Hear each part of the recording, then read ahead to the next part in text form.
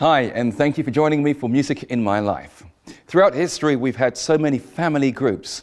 In more recent years, we've had the Osmonds, the Bee Gees, the Jackson 5, the Everly Brothers, Gladys Knight and the Pips, and so many more.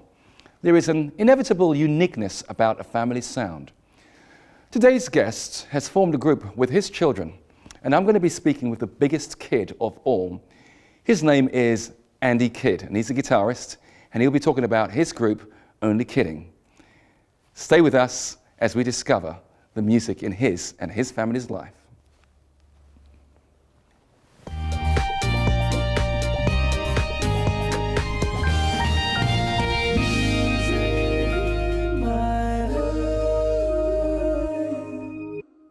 As a young boy, one thing I always looked forward to at Christmas, as well as the gifts and the nice food and family fellowship, was watching the film The Sound of Music. This is probably one of the most loved films around the world. But I'm going to draw out a moment from that film. It's when they're singing the song,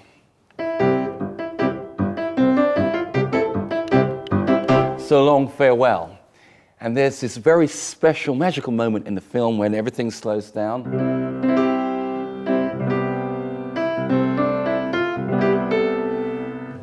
When the youngest daughter, by the name of Gretel, actually sings on the stairs. And that moment gets me every time. I must confess that I often shed a tear, but don't tell the wife. There are many things we can learn from that film, The Sound of Music, but one thing I want to draw out is the fact that singing, and through singing, the family were able to find their voice, they were able to find new ways of expressing themselves, they were able to discover a newfound confidence. And on top of that, they had a whole lot of fun. I've grown up in a family environment where we had the sound of music every day. My siblings learned instruments. We had the sound of violin, sound of clarinet, guitar, trumpet, bass guitar, piano, recorder, occasions drum kits and percussion instruments. And as a family, we would get together and often sing. In fact, we would do it on a daily basis. We do it in the mornings, we do it in the evenings, and we do it extended at weekends. And that instilled within us a confidence and a joy of singing, but I also feel that it bound us together as a family. There are 10 of us, and we still get on really, really well today. And in our own families, we have continued the tradition of singing with our children. In my own personal family situation, my son is exposed to so much music. My wife sings and plays. I sing and play and compose and do all sorts of things. And my son is taking all of that in. And on occasions, as we know, our children like to surprise us. I remember once I was listening to a piece of music. He came in and he just said, Dvorak Symphony No. 9. Wow. There was a song we used to play to him when he was younger. The introduction goes like this. We're gonna slide. And every time it goes slide, we used to tip him over like that, tip him over like that. Now I remember one evening I was working and he was sitting on my lap and that introduction came in. Without me doing anything, my son started diving all over the place. He obviously recognized the sound and connected it to the movement. And that's what music in a home can do. It can become a part of you. It becomes another language. I often say that my son is trilingual. He speaks Spanish, English, and he also speaks the language of music, which comes as natural as talking. We'll be discovering a little later today about a real-life family journey.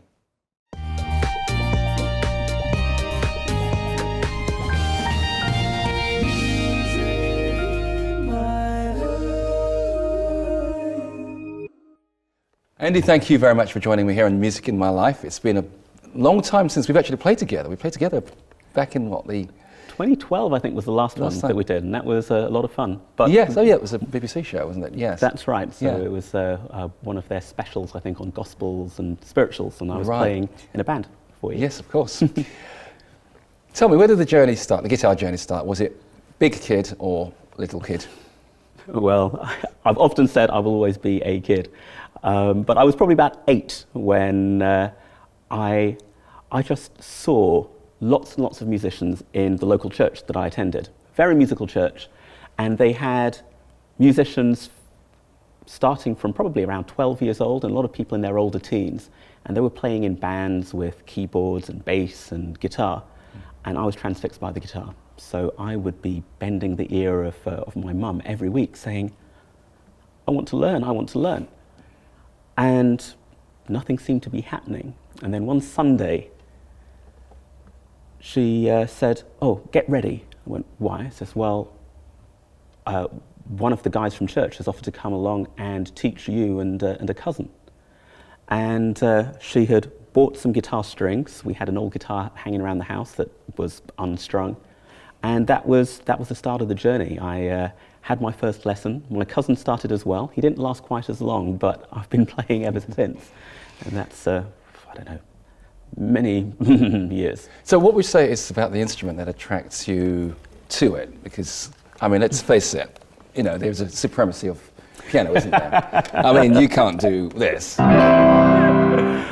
Of course, this is true, but I think if you try and find middle C on your piano, yep. Okay, so I've got a C there, but I've got another middle C. Could you play your other middle C? Yep. And I've got a middle C here, and I've got a middle C here, and I've got one over here.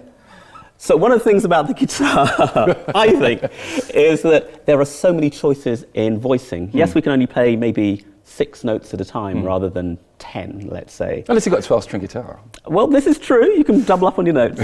So yeah, that's one of the things I love about the guitar, is that it's also one of the things that you can do quite easily on the guitar is you can bend notes, you can slide into notes, you can silently bend, you can go. And so there is so much expression in the guitar that it's both a solo instrument as well as being a rhythm instrument, as well as being a melodic instrument. So it's just incredibly versatile. It becomes an extension of your musicality and your singing voice, maybe. Right. Now, a long line of guitarists. Okay, which is the one for you and why? I have lots of favourite guitarists in different genres. So if we were talking blues, I would say Buddy Guy. I love Chicago blues. I love the way that he plays, lots of raw energy. If we were talking rock, it might be someone like Eddie Van Halen or Nuno Bettencourt, because I just love the energy that they put into their guitar playing. But the guitarist that speaks to me the most and has probably influenced the way that I approach guitar more than anyone else is a guitarist called Dan Huff. And most people will never have heard of him unless they do what I do and read the liner notes on CDs. That's why I prefer having the physical products, because it's not just about there's something about record collection, but no, I like to see the credits. You know, who's actually played on this? Absolutely. The first time I picked out Dan Huff, I was at university and I was getting into rock guitar, lots of fancy techniques, two-handed tapping, and all of that kind of stuff. What did you study at university? I'm an electronic engineer, so I did a master's in electronic engineering. And I did a minor in French. So, okay. So how does that tie into guitar playing? I mean, are there similarities in terms of the way that the mind actually thinks, in terms of, as an engineer, obviously there's obviously a logic that you need to apply, and speaking French, yeah, I mean, you need beaucoup de logique. Et voilà. So yes, there is a lot of logic in music playing, and you may have come across a lot of studies that show that kids do a lot better in maths and those types of subjects because of music. So I think that there is certainly that kind of hook, and if you get into music theory, you can see the mathematical relationships between notes. If you go up an octave, you're doubling the frequency, all of that kind of stuff. But there's another angle in there as well that has certainly appealed to me. If you look at I don't know, take someone like Leonardo da Vinci. Maybe you could coin the phrase as the Da Vinci approach. Okay. He was both an engineer, someone who was pragmatic in making things happen, getting things done, but he was a creative as well, and he would explore the arts, and they kind of just merged together. And I'd spent a big chunk of my career in R&D labs, And there, yes, you'd find some people who would be, the stereotypical engineer that you'd find on, I don't know, Big Bang Theory, who are quite nerdish. But you also had people who were musicians, had playwrights. You had people who were just as excited about the arts as they were about turning ideas into reality. And that's what engineering is, I think. Well, picking up on turning ideas into reality, I'm going to get you to play now because you've written a song, you're a songwriter. I mean, what inspires you in terms of your songwriting?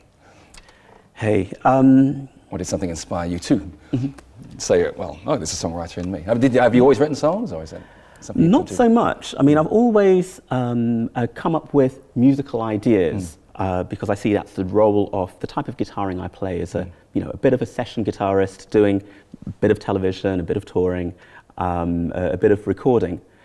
But the step into, well, I'm not just going to record the guitar part, but I'm going to write the entire song.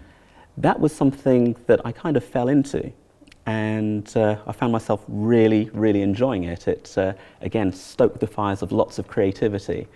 And I've had a lot of fun just exploring, developing chord progressions, voicings on guitars, ideas that hopefully are musical, and then finding the words to go along with it. Okay, well, we'll be the judge of whether it's musical or not. Play it. No pressure there. This is something that I wrote on guitar.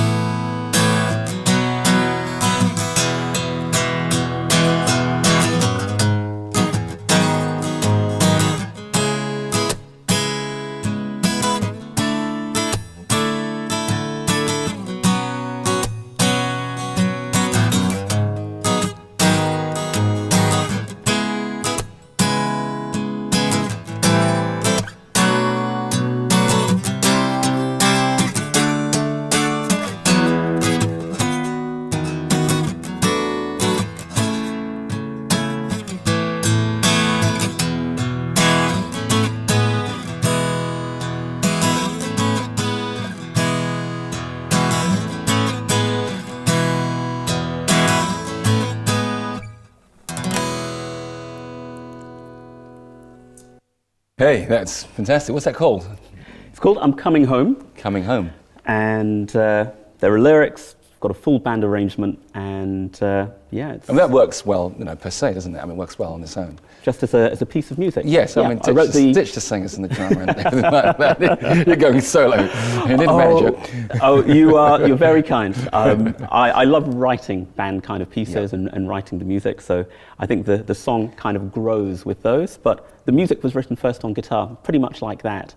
And that was the starting point, and hopefully it was strong just as a piece of music before layering on vocals and all the other tracks. Well, I was actually, just observing what you're doing there, because, if you hear it in my next tune, then you can see me. But no, I was just intrigued watching it. I mean, I play a bit of guitar, but my playing style is just simply using the entire hand. But of course, you're there using the thumb to hold the bass note. So yes, absolutely. I mean, there are a number of different techniques. I was classically trained, so I started, doing things like I don't know. things like cavatina. Yeah. And so I did lots of finger picking. But that came after many years of simple finger picking. And you know, from that first guitar lesson that I spoke about earlier, and just doing the regular, just the cymbal throwing. But you're absolutely right. There are techniques, things that are called things like hybrid picking, where you can use the pick either as a strumming device, but also something that's called flat picking, where, in fact, I mean, famous piece that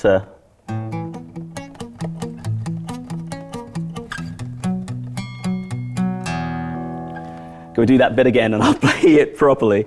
But so if I do that example again, maybe it's better on electric a little bit later, if that's okay. Yeah, no, that's fine. You can do it. So just cutting back to the to the question of different picking styles, then what it means is that you can mixing flat picking with strumming.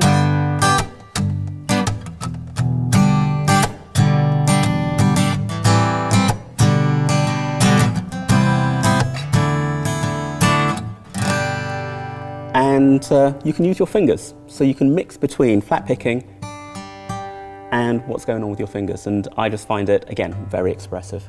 It's amazing, because it's obviously a long line of instruments. It's got a long family line, hasn't it? I mean, some of the instruments which came before, you have like the zither, sitar, and these are all ancient instruments, but all forms of guitar. So guitar has been, you know, ubiquitous throughout history, it would seem. Absolutely. And I guess it's because of the portability of it as well. You know, I mean, I tried to put this in my in your backpack. I mean, to your point earlier, I think about, you know, the popularity of the piano, very, very versatile. But the guitar, in many respects, has become, if you like, the people's instrument. I would say, because you can go along to the beach and play around the campfire and do you know, latest pop songs without a lot of effort. You can get going on the guitar really, really quickly, I think. But you've got devices like tablets, which have, you know, I've got a guitar on here. I could probably outplay you. You probably could. I know how dexterous you are. Yeah. Guitar. Yeah, it's not quite the same thing, I would challenge. Yeah, I think part of the dexterity, I mean, I teach a bit of guitar as well. And there is so much that is done, if you like, in coordination between the left hand and the right hand. So you might have things where you are playing with a pick, and for example, actually, can I switch to another guitar and I'll use that as an example? By all means, I was going to say, you've got a family of guitars. Yep, well, but before you delve into the family of guitars, let's talk a little bit about your own family, because I gather that you are passing the musical gene on to your progeny, and you have a group, and it's my kind of name, because I love a little bit of play on words and a bit of cheese. It is a little bit cheesy. It's Only Kidding. Oh, that's very handy, isn't it? Because our family name is Kid. Yeah. So so you're absolutely right. The name actually was chosen by my middle daughter. So I have So what do they play? girls. What do they play? You've got 3 daughters, so what do they actually Three play? daughters. Let's see. Hannah is my oldest, and she plays guitar, of course, bass. She takes lessons with me for those two. She plays drums very well. She plays piano very well, and she takes singing lessons. Mary is my second, and she plays all of those as well. So it is guitar, bass, drums, and piano, and she takes singing lessons also. She's also the lead singer in our group, I would say. So those are the oldest two, 14 and 13 now. My youngest is 7. Her name is Sarah, and she plays guitar and piano, and she also takes singing lessons. Wow. So that's So is there a rota system, you know, this week you're on guitar, this week you're on drums, this week you're on whatever? I think my music room in my house is used more by my girls than really? by me. My wife is Japanese, her name's Yoko, Wow. and she is very good at making sure that they're diligent in doing their practice. Wow, okay. So they all started their instruments at about 4 years old, That's and they're turning into fine musicians. Absolutely amazing. Absolutely amazing. Right, now you can go to the other family because, you know, it strikes me, you know, guitarists are always carrying lots of guitars around. Now, when they go and smash guitars on stage, are they real? That's a very good question. Often, the song before the smash or before the burn, they will swap out to a cheap guitar. They will play it for that one song. This is what I've heard, what I've read, and then it's that guitar that goes up in flames. So it's all part of the entertainment business. But if they're on tour, you know, 90-day tour, they've got to have 90 guitars. Yeah. So, okay, well. and that really happens. So, yeah, there are some artists who will have a cheap guitar every day. Right, well, let's have a look at what some of these other guitars do. I'm really itching to hear. So, yeah, let's switch. So this was my acoustic. Like many guitarists, I name my guitars. This one's called Rose. Rose. And she does smell of rosewood. She does smell of roses. Wow. In fact, Brazilian rosewood, which is very, very special.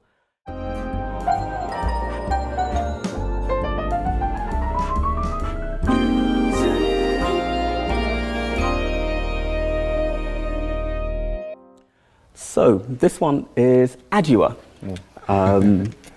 African name. Yes. Beautiful black guitar.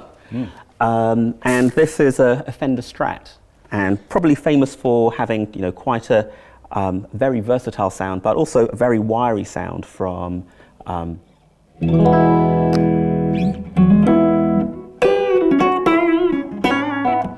right for the bluesy stuff.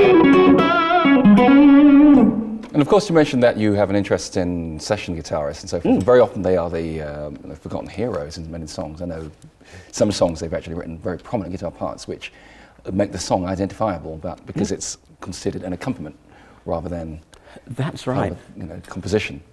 So a good example would be the old players for Motown and for Stax.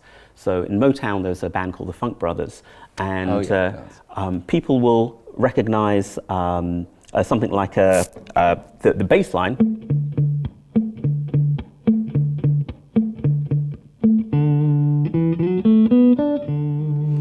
I've got sunshine. Okay. Exactly. Wow. And it's a guitar part that kind of makes it. You've got lots and lots of guitar in R&B and soul and funk playing, and I think it's absolutely lovely.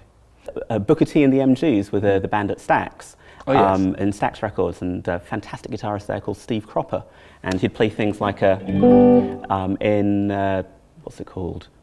Sitting on the Dock of the Bay. Oh, yeah. So, sitting in the morning sun.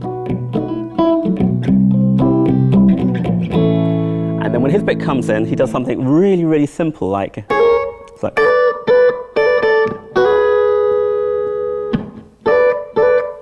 So let's share a song which demonstrates that. I think that's best demonstrated now. Yeah, sure. I'm going to switch to the other guitar. Go ahead. So the third, okay. This guitar's called Paula. Paul, I feel like they need to shake hands or something.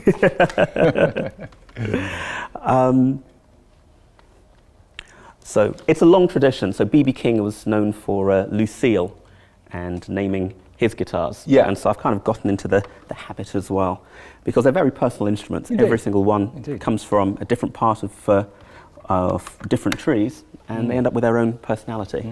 So this is a Paul Reed Smith, and it has a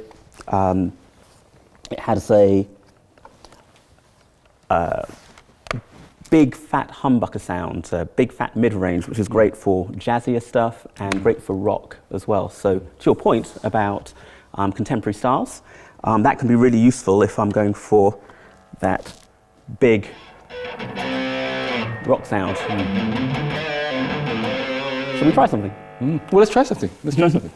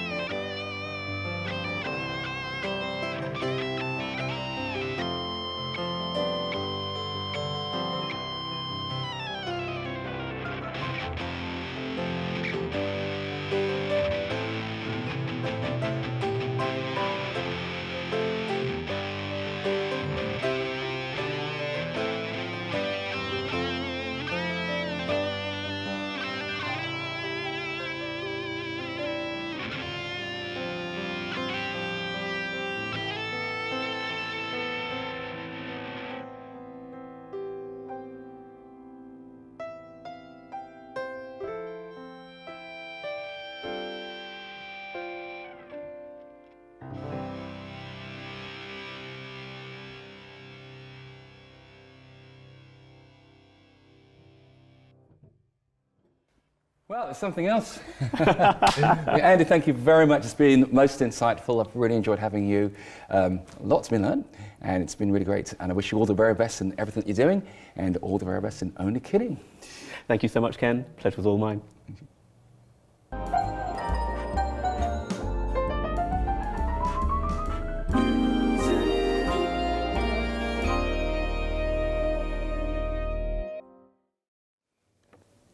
Many singers who sing in choirs will say that it's not just beautiful musical harmony, but indeed it's a harmony of hearts.